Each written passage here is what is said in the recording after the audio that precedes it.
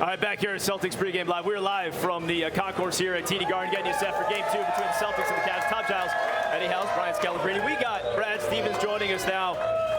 And for whatever, Brad, you listen locally or nationally. There's just been people that are kind of picking things apart. Maybe that's what you have to do when you have a team that's 5-1 in the postseason. But talking about Jayson Tatum's shooting numbers, meanwhile, he just heard from his teammates and Joe Mazzulla put up another double-double. What do you think of some of those criticisms?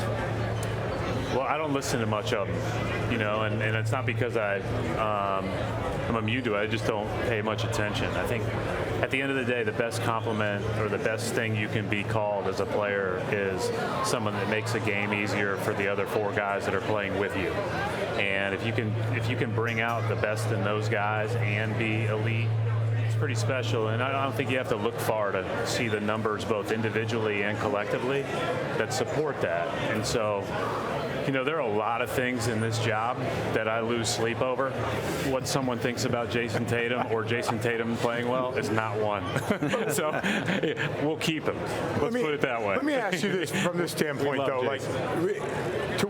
To win it, usually your best player is playing on an insane level. That's usually like the formula when you go back and look at NBA champs.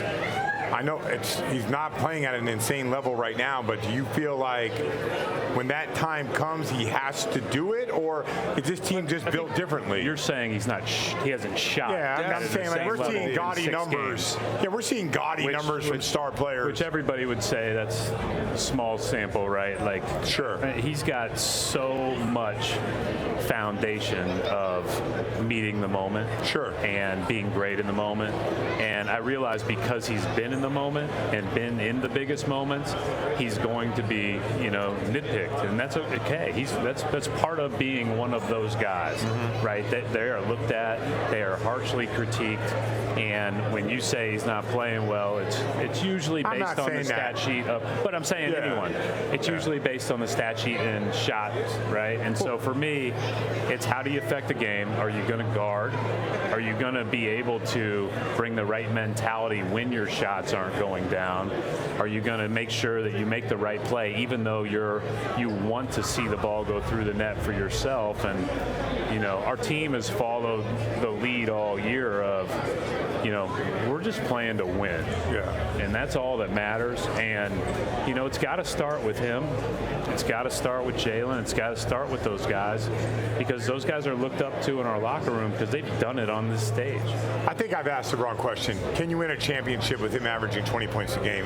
I just don't know if your best player can do that. We'll see. I mean, you love saying we'll see. What is it? I don't know. I don't know who's going to average what over the next however long. All I know is we've got a lot of really good players, and we got to bring out the best in all of them, right? Because every night he's going to get a ton of attention.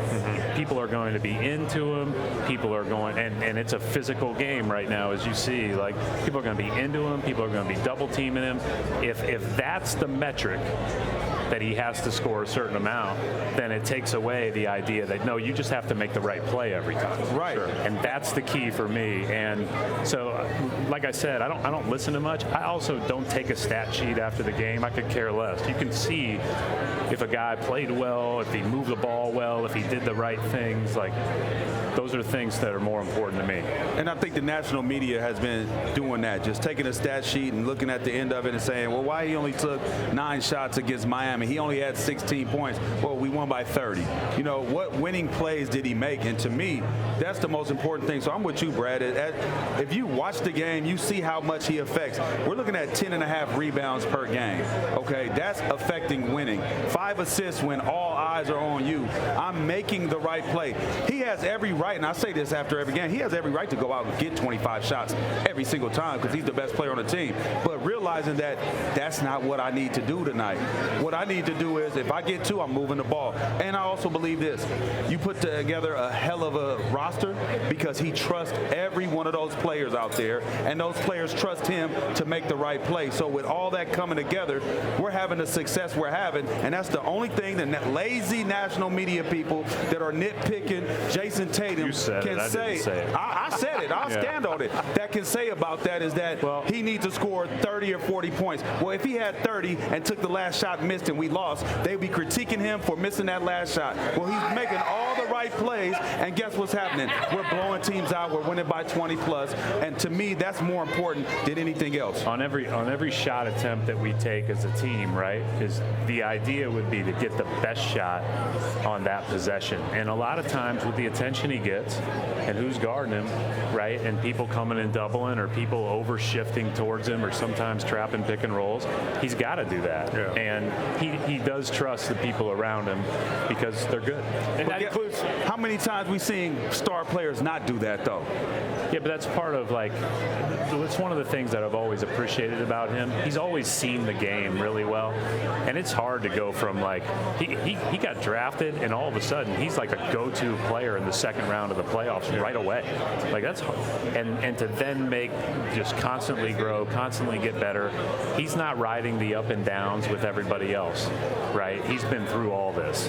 And so what he's focused on is trying to play well but help our team play well. And another guy that's certainly helping you guys play well right now, you take a look at what Derrick White's been able to do. And this is your New England Ford dealers with the Ford tail of the tape. Built for America, built Ford proud. 88 points across the last 3 games. We talked about the threes the other night, too, as he's put up 20 threes combined over these last 3 games. How much has his game grown over the last couple of years? And, you know, as you talk about this team and wanting to win as many championships as possible, is there any thought to an extension this summer when it comes to Derrick White? I mean, we'd love to have Derrick as long as we can have Derrick. I haven't been in this job long, but that one doesn't feel like brain surgery to me. Like, if we can keep Derrick White around here, that's probably a good idea. I think the biggest thing, Tom, is when you look at the difference between when he first got here, and he was great when he first got here as far as connecting the group, it's just his confidence, you know, and sometimes it's in there. And you just have to, you know, find the right group. You have to find people that believe in you. You have to put in the work. You have to do it every day. And then when your time comes, you really can take advantage of it. And, you know, kind of overshadowed last year towards the end of our season as we had some ups and downs in the playoffs was how good he was, especially in that Miami series late. You know, he gave us a chance there in Game 7 late. In that third quarter comeback, he made the huge play in Game 6. So it's not a huge surprise to me that a guy that just keeps ascending with all of his great characteristics would take advantage and really take off. So even you knew right away, like you went after him, and when I talked to you, you're like, no, this guy's really good. He makes the right plays, really smart, knows how to, just a really quick thinker. Has he passed your expectations on how good he is? I mean, he's been unbelievable. We watched his commercial yesterday. Yeah. We were sitting there and we were making fun of him, Van Gundy and I. And so we were watching the Sam Adams one, and then we were watching the new one where he's just a good guy. Yeah. He's just a good guy. He's just a good guy. He's just a good guy. Yeah. He said, I didn't want to say, you know, you don't want to put it great yet. Let's just keep the bar where it is. Just a good guy. Just a good, yeah. All right. So Charles Lee just got hired as the Hornets coach, right? So when That's wonderful. you know, it's great for him, right? You know, he's been grinding for this time. But when you went and added him to this coaching staff, what did you envision? Did you envision it only being one and done, or did you think that maybe you could squeeze out 2 or 3 years? I mean, we have a really good staff, as you know, but we've been really fortunate over the last couple of years to have a number of just really terrific young coaches that you knew were going to make that leap soon. When you talk about Joe and you talk about Will and now Charles, and Charles had been knocking on that doorstep. He was deep into the finals of a couple of these jobs and done a bunch of interviews.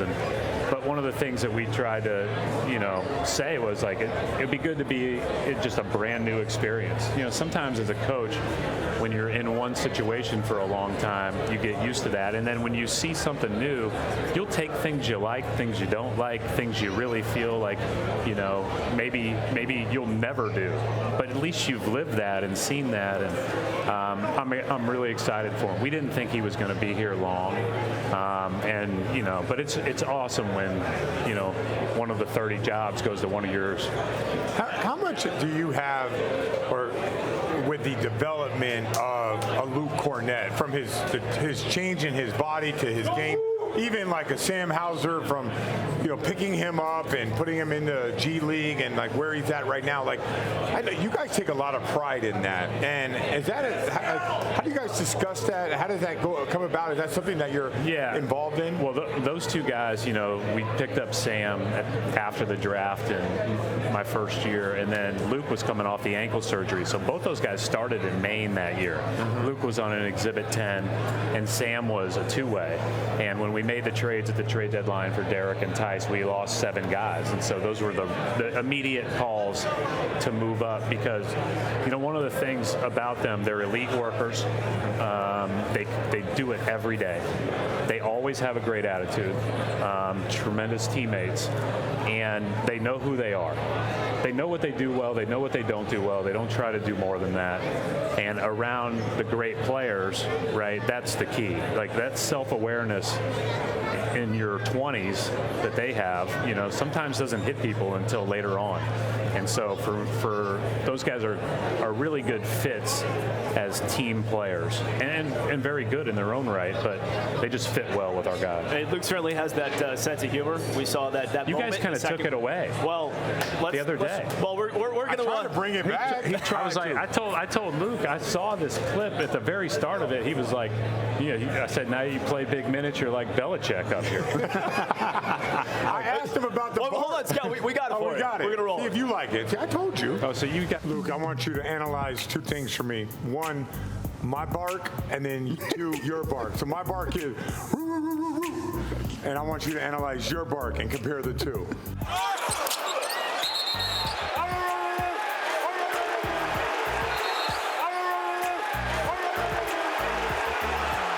I think in terms of nature and tone, those are pretty similar barks. Mine's similar. It's a little, like a little bark. But I get some good practice at home reading some kids' books. There's quite a lot of dog barking. So honestly, shout out to the kids for that one. Well, okay, what did Scal sound like? What dog? Golden Retriever. You're a golden retriever. What about you, Luke? What was your bark like? What are you? A Great Dane?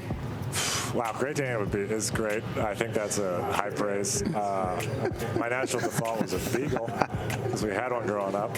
Beagle. But those are pretty lazy dogs. Yeah, they're kind of more howlers, I guess. Can't go. So, I don't know. Yeah, I'll have to analyze some barks. Yeah.